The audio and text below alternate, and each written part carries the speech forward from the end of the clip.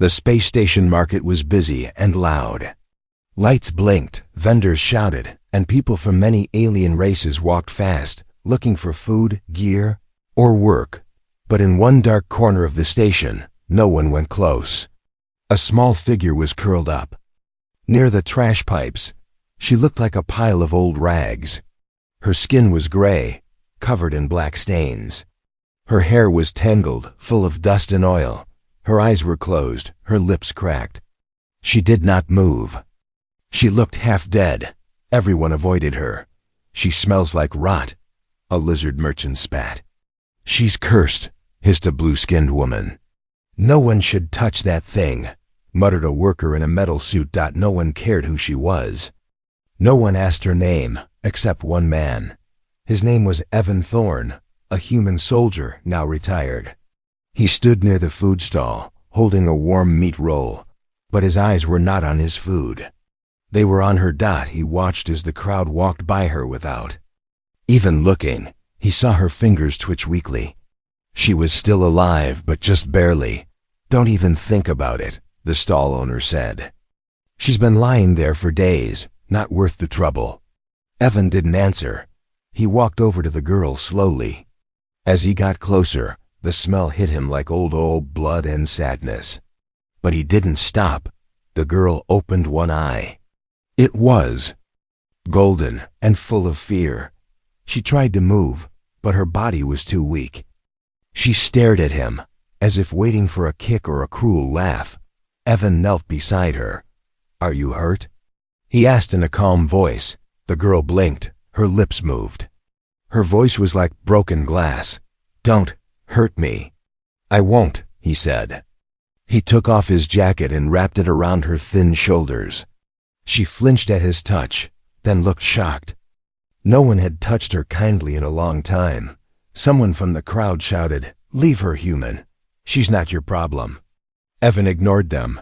He gently lifted the girl in his arms. She was lighter than he expected, skin and bones. "She needs help," he said loudly. A few people laughed. Others looked disgusted.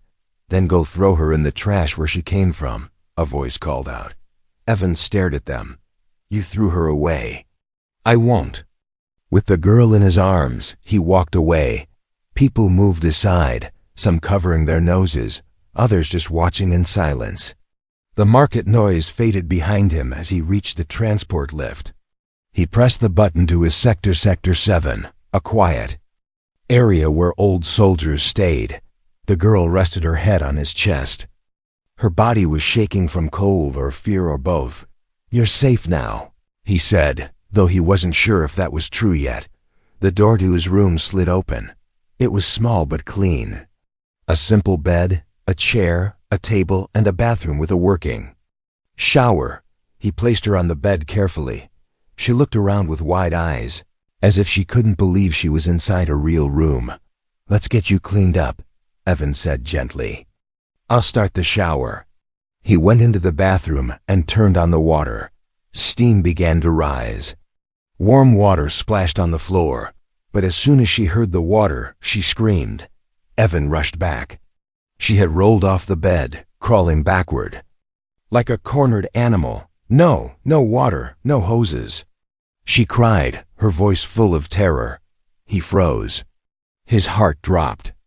Hey, it's okay," he said, kneeling beside her. "It's just a shower, to help you, no hoses, no pain." She stared at him, chest rising fast. Her hands were shaking. She looked ready to faint. Evan lowered his voice. "You're safe. Here, I won't hurt you. You don't have to be scared anymore." Tears ran down her dirty cheeks. She whispered, "Why ... Are you helping me?" He gave a small, sad smile. "Because no one else did." She stared at him for a long moment. Then slowly, her body relaxed, just a little. She didn't try to crawl away this time. He wrapped a blanket around her. "We'll go slow. No rush. When you're ready, we'll clean you up. And maybe you'll tell me your name." She said nothing. But she didn't say no. As Evan stood up to prepare food, he couldn't help but glance at her again. Who was this girl? What had happened to her? And why did it feel like saving her was going to change his life? He didn't know the answers yet, but something told him this was just the beginning. Evan didn't sleep that night. He sat in the corner of the room, eyes on the girl curled up under the blanket. She had fallen asleep on his bed, shivering, whimpering softly in her sleep, like a child stuck in a nightmare. Outside the station window, the stars drifted slowly past. But inside the room, time felt frozen at 0300 hours. Her eyes opened. She looked straight at Evan. For a moment, she didn't speak. Her golden eyes held no anger, just confusion and deep sadness. Then she whispered the first full sentence she'd said since he found her. "Please don't throw me back." The words hit Evan like a punch to the chest. He didn't know what she meant by back, but he didn't have to. He could feel the fear in her voice, the way her fingers gripped the blanket as if it could save her from drowning. "I won't," he said softly. She stared for a long time. "Everyone throws me away, like trash." Evan didn't answer. What could he say? She wasn't wrong. He walked to the small kitchenette and poured some warm broth into a cup. "Here, drink this." The girl sat up slowly, her arms thin as sticks. She sipped the drink with shaky hands. Her body was still filthy, but her eyes were clearer now. "What's your name?" Evan asked. She hesitated, then said, "Carell." "That's a strong name." "No, it's not," she said quietly. "It's a slave name now." Evan looked at her closely. "You weren't always a slave." Carell said nothing. Her silence said everything. He helped her stand and walked her toward the bathroom again. This time, he didn't rush out. The warm steam flowed gently from the shower. Evan placed a towel nearby, turned on the dim light, and stepped back. "You can lock the door if you want," he said. "No one's coming in." Carell nodded slowly. She stepped inside. A few moments later, the sound of water hitting skin filled the room. No screams this time. Just silence. Then a whisper from behind the door. "It doesn't hurt anymore." 20 minutes passed. When the door opened, Evan looked up and froze. Carell stood in the doorway, wrapped in the towel. Her skin was pale gray, but no longer hidden under dirt and grease.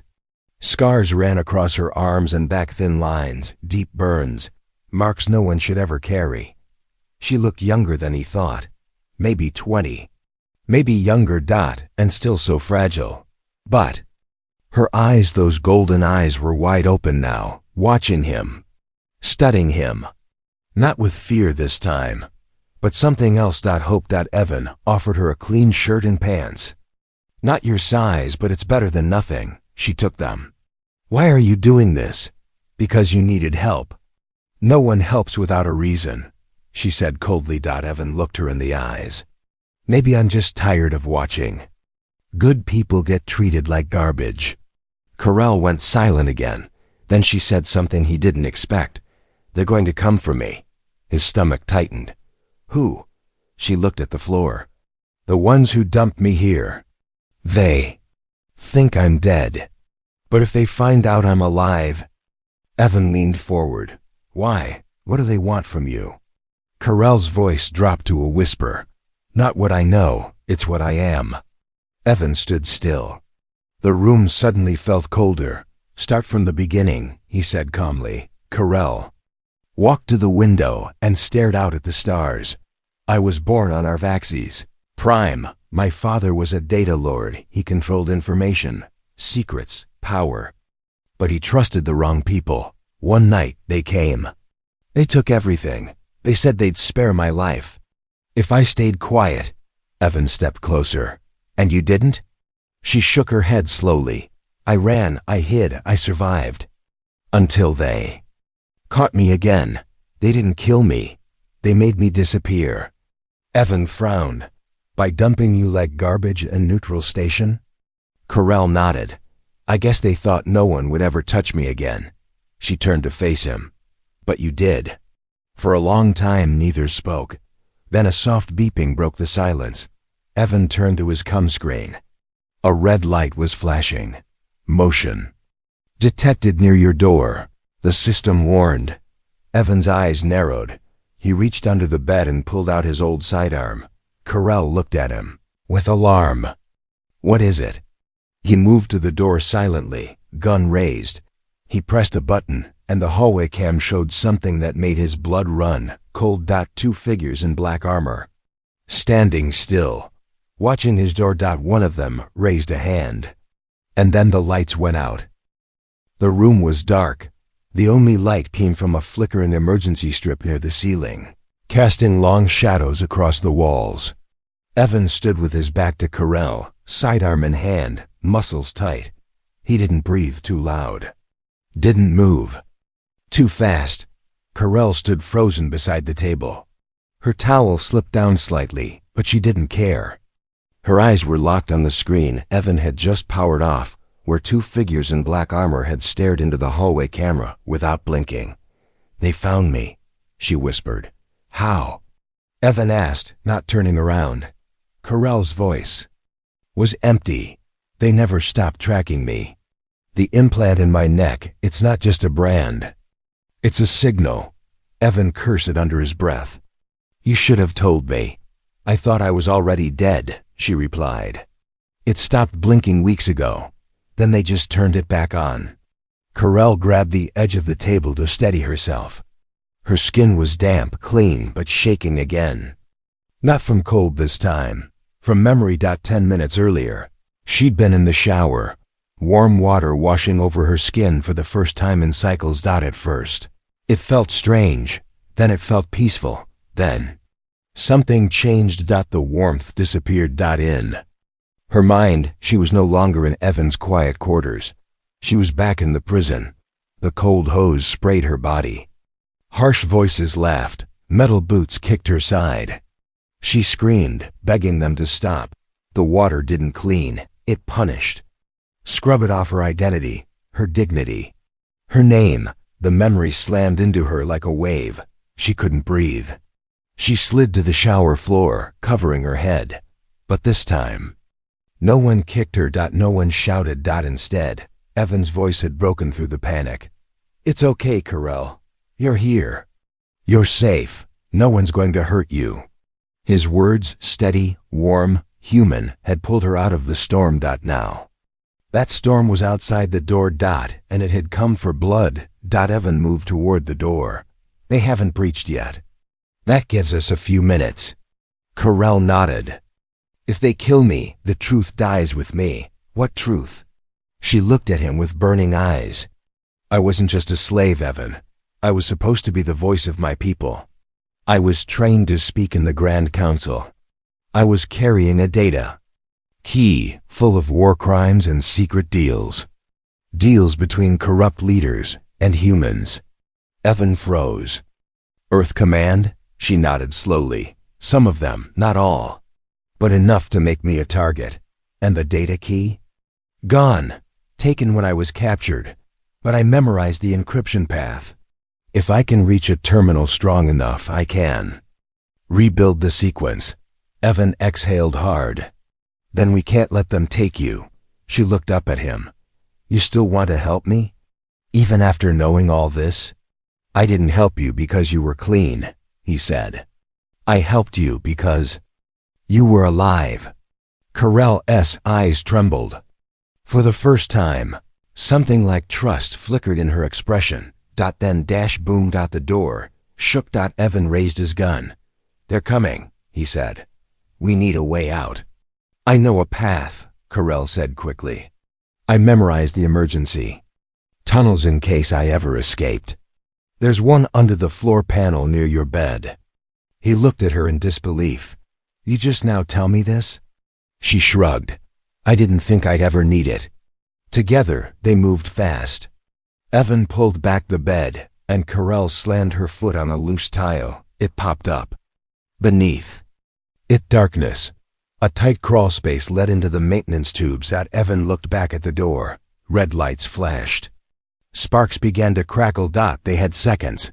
Go, he told her. Carell slid in first, still wearing only the towel and his oversized shirt.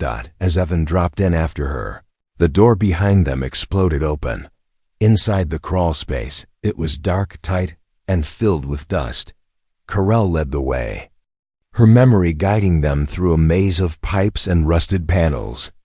Her voice echoed quietly. I was only 15 when they took me.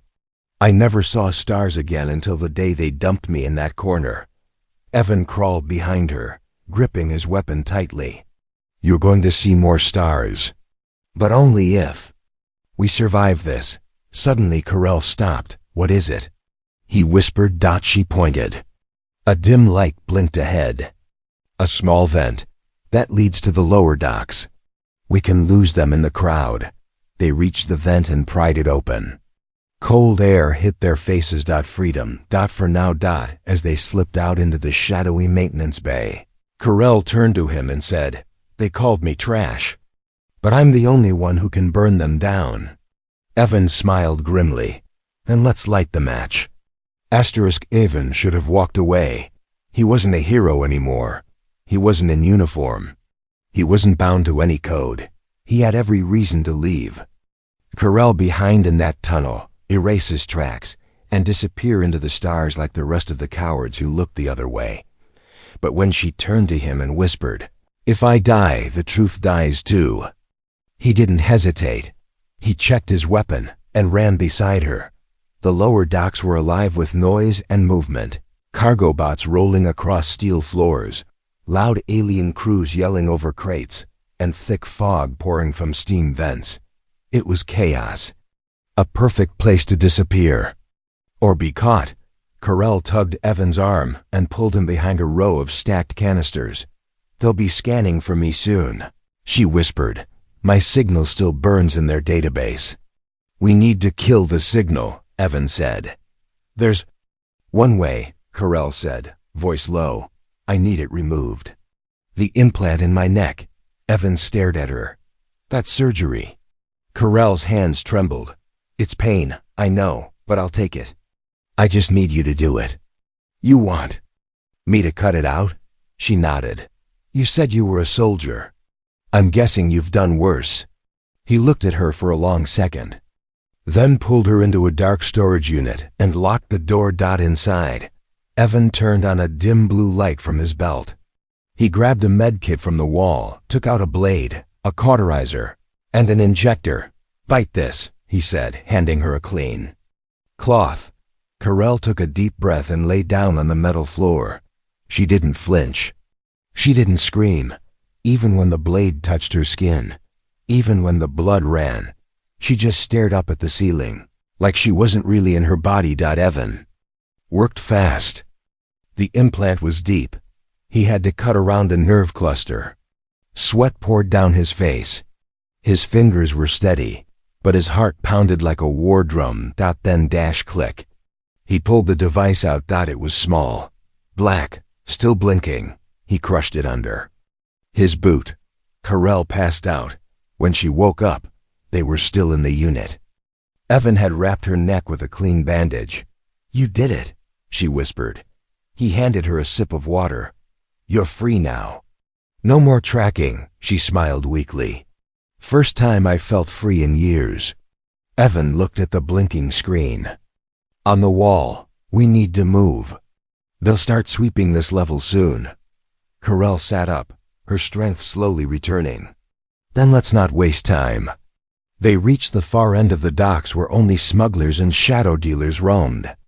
Evan led her into a rusty junk vendor's tent. A short alien with 6 arms looked up. You're late, human. I'm calling in that favor, Evan said. The alien squinted.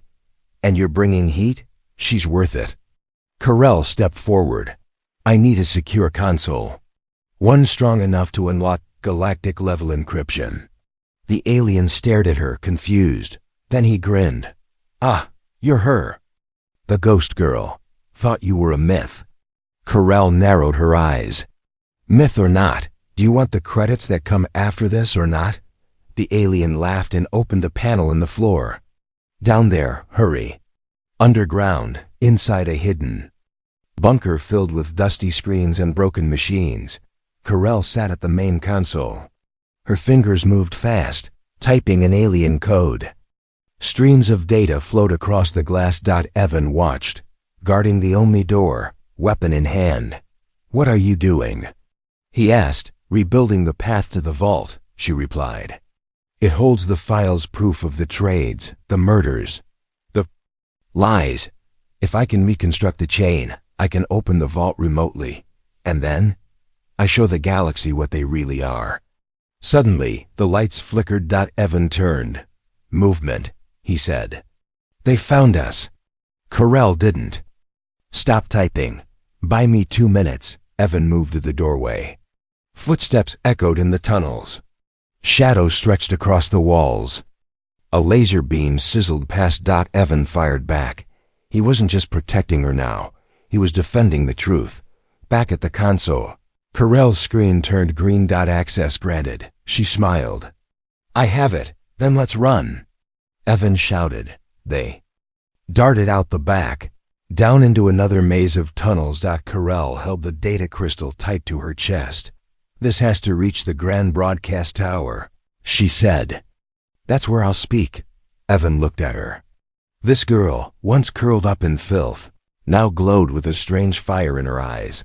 "You're not just trying to survive anymore," he said. Carell looked ahead. "I'm ready to fight." The kill squad made a mistake. They thought they were hunting a ghost a week. Broken girl covered in filth. They didn't realize she had already died once and come back burning, and they definitely didn't expect a human to stand between them and their target. The alleys leading to the Grand Broadcast Tower were tight, sharp-cornered, and full of shadows. Evan and Carell moved fast. Her shoulder brushed his as she ran, holding the glowing data crystal against her chest like it was her heartbeat. The moment they turned onto the upper ramp, gunfire cracked behind them. The squad had caught up. "Go!" Evan barked. He spun around and ducked behind a fuel drum. His sidearm was small, but in his hands, it became war. Carell hesitated for just a second, then sprinted up the ramp toward the control tower doors. The kill squad moved like shadows, silent, precise, ruthless. They weren't there to question or capture. They were there to erase. One of them whispered into a target sighted, human interference. Eliminate both. Evan heard it. He smiled grimly and stepped out of cover. "Come on then." He fired twice, one clean headshot, one in the leg. 2 soldiers dropped. The third ducked and rolled, launching a stun grenade. Evan dived to the side, felt heat on his neck, but kept moving. He wasn't fighting for orders anymore. He was fighting for her. Meanwhile, Carell reached the glass doors of the broadcast tower. A shocked technician inside saw her and pressed a panic button. She slammed her palm to the scanner. "Override," she shouted. "Carell, daughter of Arvaxes Prime." The system hesitated, then blinked green. Doors opened. She ran inside. Outside, Evan was bleeding. His shoulder burned. His breathing was heavy, but he was still standing. He grabbed the last squad member by the helmet, slammed him against the wall, and whispered, "She's not yours anymore." Then he knocked him cold. Carell climbed the stairs to the broadcasting chamber. Inside was a massive circular room, a glowing ring of screens, and a single chair in the center. She sat. The system scanned her face. "Voice match confirmed," said the machine. "Begin transmission?" She didn't answer. She looked into the camera. Then said, loud and clear, "My name is Carell, and I was thrown away like trash, but I did not die, and I will not be silent." Down below, Evan limped into the tower, blood on his shirt, weapon still in hand. He looked up at the giant screen. Carell's face now shining across the galaxy. Every corner of space was seeing her, hearing her. She spoke of corruption, of betrayal, of being sold by leaders, of a human who found her, washed her wounds, and gave her a second chance. Evan felt his throat tighten, not because he was the hero of this story, but because he had almost walked away. The broadcast shook the stars. In faraway systems, protests began. Old allies turned enemies. Hidden secrets were ripped into light. Carell once curled in the dirt, was now the voice of a million forgotten souls. She stood from the chair, turned and smiled at Evan. But just as they embraced, a soft beep echoed. From the floor, a hidden charge, a backup kill order. Evan's eyes widened. Down! He pushed her aside, just as the floor erupted in a fiery blast. The world shook. The screen went dark. Smoke filled the tower. Carell screamed his name, but Evan's voice was silent. Silence. Smoke curled in slow waves through the collapsed broadcast chamber. The air tasted like ash and burning metal. Carell's ears rang. Her body ached. Her vision blurred, but none of that mattered, because Evan wasn't answering. Evan? She screamed, crawling through the broken beams, her hands bleeding, her heart hammering. She found him half buried under fallen steel and burning wires. His shirt was torn, blood running down the side of his face, but his eyes, they blinked. Still. Alive, he coughed, voice dry. But I'm gonna need a new lung. Carell's breath hitched. She laughed through tears. You idiot! You threw yourself on me. Evan smiled weakly. That's what friends do. She gripped his hand. Tight. Then her expression hardened. They tried to kill the truth. Again. Outside, the broadcast had already changed everything. Screens across the galaxy were still replaying Carell's message. Systems once loyal to the corrupt Earth Alliance were going dark. People were rising. Uprisings sparked in mining colonies and border stations. But it wasn't enough. The files she leaked were powerful but incomplete. People believed her, but they needed proof. Real, undeniable proof, and she knew where it was. The mainframe vault, buried deep under the station, locked beneath 30 levels of forgotten data and guarded by systems no one had touched in years. She turned to Evan, who was trying to sit up. I know where we need to go. He wiped blood from his brow. Then help me stand. We're not done yet. The path to the vault was hidden through a forgotten shaft behind the tower. Carell led the way. No guards. No cameras. Just silence. The deeper they went, the colder it got. Lights flickered. Pipes dripped. Dust filled the air. They finally reached a thick steel door, marked in a language most had forgotten. Carell placed her hand on the scanner. DNA match, royal lineage Arvaxes Prime. The machine said. The door creaked open slowly. Inside, walls of ancient tech, glowing blue, humming with energy. The mainframe.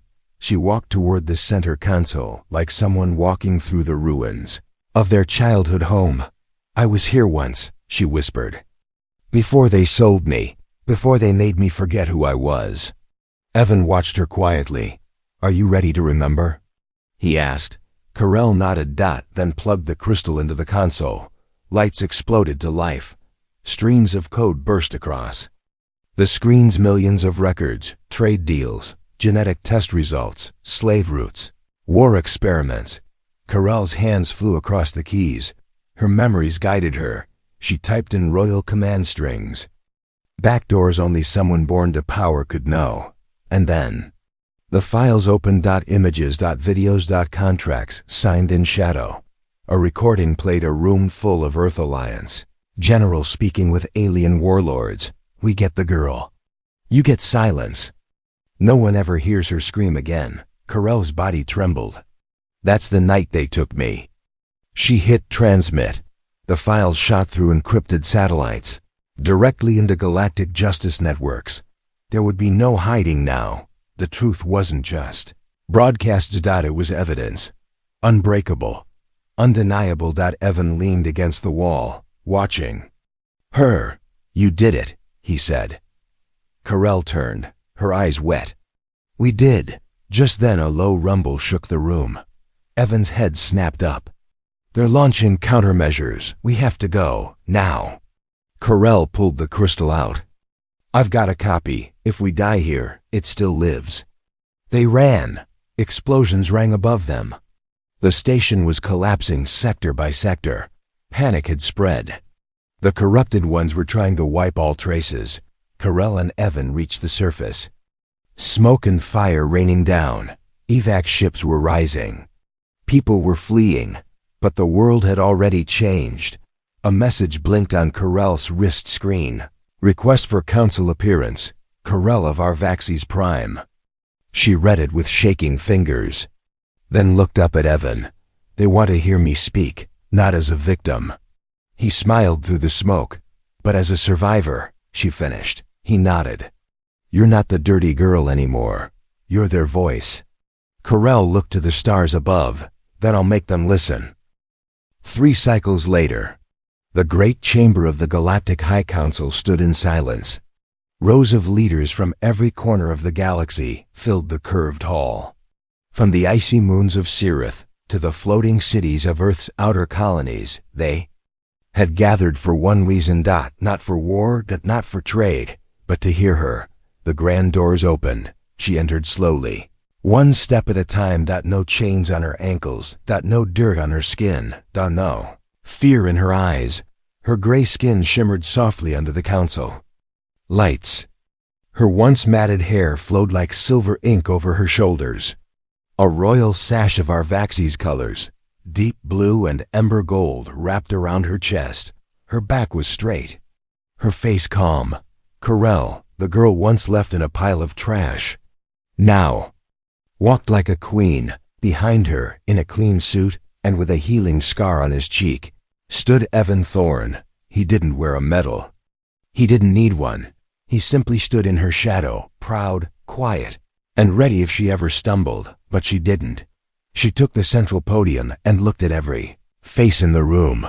Some had voted to silence her. Others had once signed her fate in ink and blood. She stared directly at them, then spoke. You all saw me before, broken, filthy, disposable.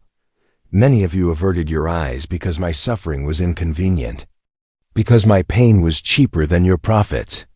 Her voice was calm, clear, unshakable. But I did not die in that corner. I was trash to you, but I refused to rot. She raised her hand.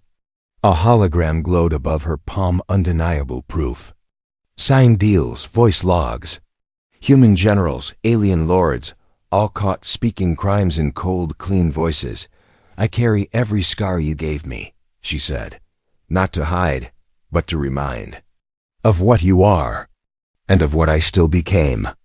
Silence filled the hall. No one interrupted, because they knew. She wasn't a victim standing there. She was a verdict. Later, as the council adjourned in chaos and fear, Carell stepped onto the balcony, away from the noise. Evan followed, standing beside her. You're not just free, he said. You're the one they fear now. She nodded. But that's not the part that matters to me. What does? He asked. She turned toward him. Her voice softened. That when I was nothing, you saw me. Evan looked into her eyes, gold, warm, no longer haunted. And when I was something, you didn't walk away. He smiled, never planned to. She reached out and held his hand. Not as a beggar, not as a refugee, but as an equal. Maybe more. Come with me, she said. Not to serve, not to protect, just to be beside me. Evan chuckled. You're sure your people will accept a scruffy old human at the royal table? Carell grinned.